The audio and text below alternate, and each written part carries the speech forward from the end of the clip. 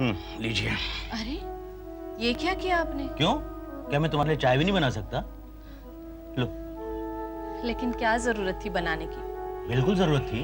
आज जब मैंने देखा कि इस घर में कोई नहीं है तो मैंने सोचा चलो मैं ही चाय बना लेता हूँ।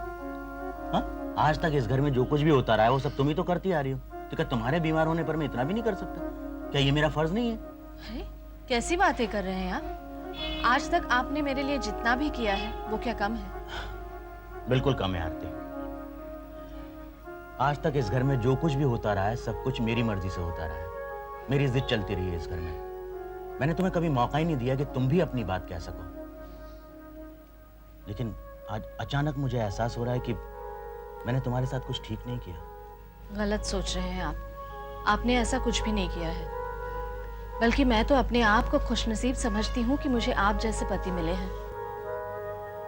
लेकिन एक बात मेरी समझ में नहीं आ रही है कि आज आप अचानक ऐसी बातें क्यों करने लगे हैं? ये तो मैं भी नहीं जानता आरती, लेकिन इस समय इस घर में जब हम दोनों के सिवा और कोई नहीं है तो अचानक मुझे ऐसे लगने लगा कि जैसे हम बूढ़े हो गए और सिर्फ हम ही दोनों को साथ रहना है। कैसी बातें करते हैं आप? कुणाल है हमारा, प्रिया है।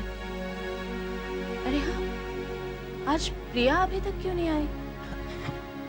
कैसे आती वो? उस दिन तुमने उसे जबरदस्ती नहीं भेज दिया था घर से। लेकिन ये सच भी तो है, उसका अपना घर है, अपना परिवार है। और आरती, आखिर कब तक हम उसके यहाँ आने और यहाँ आकर दो बातें करने की उम्मीद के सहारे जीते रहेंगे?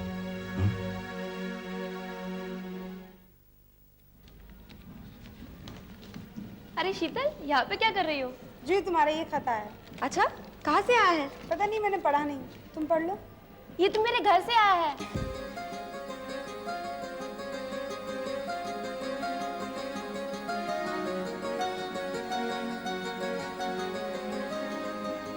क्या हुआ जूही?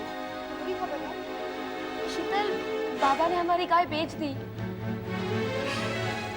तो इसमें इतनी दुखी होने वाली कौन सी बात है जूही? नहीं शीतल, तुम नहीं समझ रही हो।